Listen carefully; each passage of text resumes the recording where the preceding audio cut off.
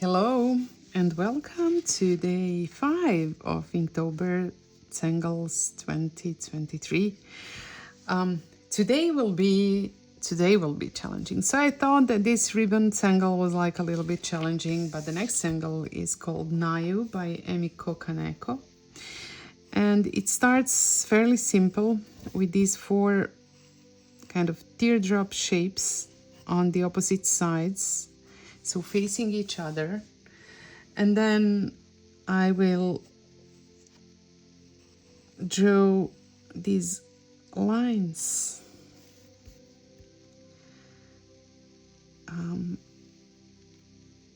Oops, this one has to go here. And then the last one.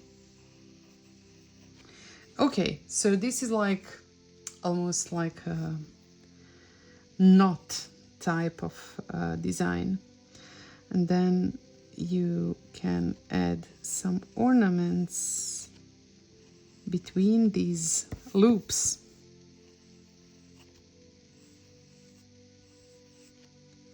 Well, this was quite easy.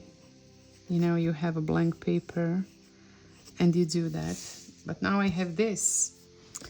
And the question is, what shall I do with it? So I don't have any other choice, if you ask me, but to start it here. And I will start the first one. And then I will add the second one. And then I will add the third one. And now, God help me. I'm not sure what I'll do with this. So I'm first kind of extending this line and then doing this loop. And then I want to do the same here. I'm extending this here and I want to get this loop here. And finally, I'm extending this and I want to have the loop. Well, it wasn't so bad. I will just continue these lines and pretend like there's something going on below this thing here.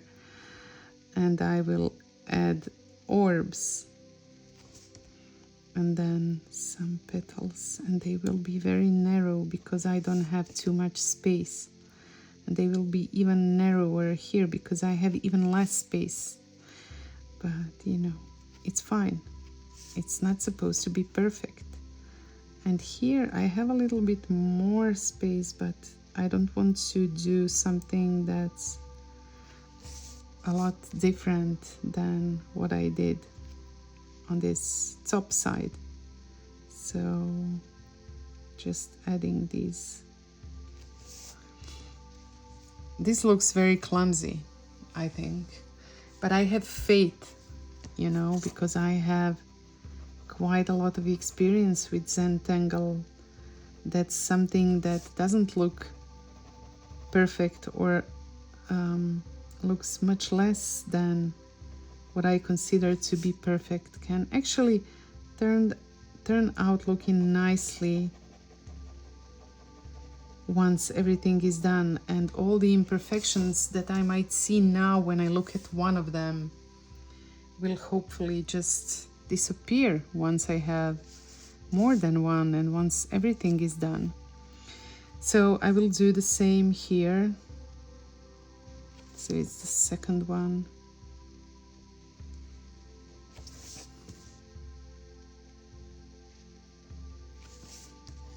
And again, extending the line, drawing the loop,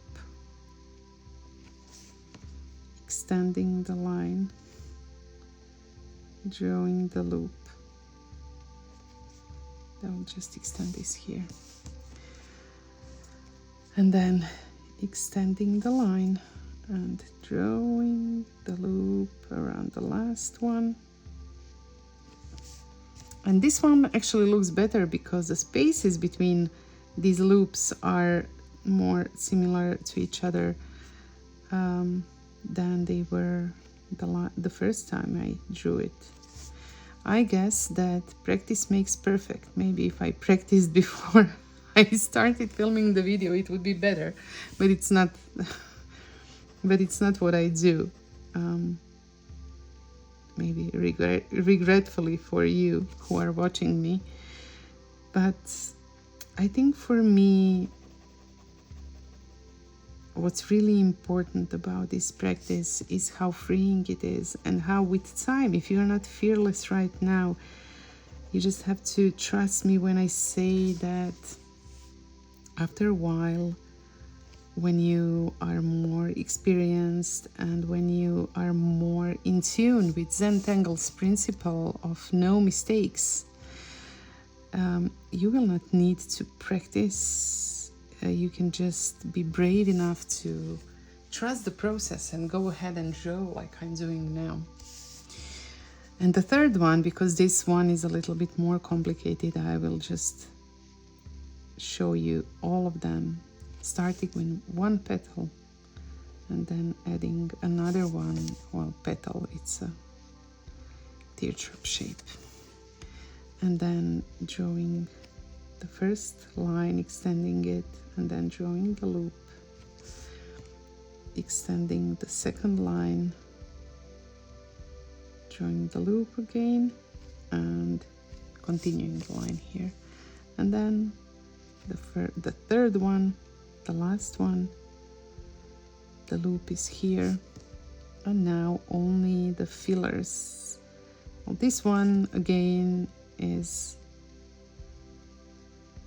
more similar to the first one, to the second one, but I'm fine with it. As I said, I have faith that they will turn out looking nice in the end, no matter how many mistakes or oopsies I make, because there are no mistakes in Zentangle. So whatever goes in an unplanned direction presents you an opportunity to do something else with it. So just be creative and think about, okay, what can I do with whatever happened on my tile. Okay, nice, right? I will place some shades where, in these spaces where a line disappears below another line, and I'll also add some shades above each of these orbs, and I will do this on each side.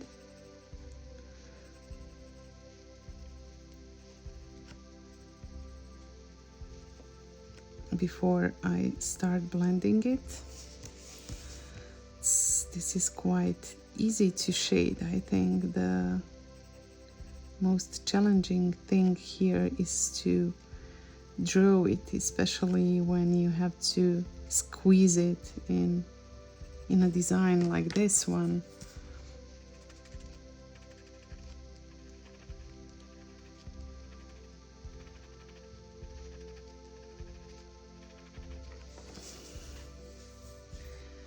Adding just a little shade, and then I will be done for today.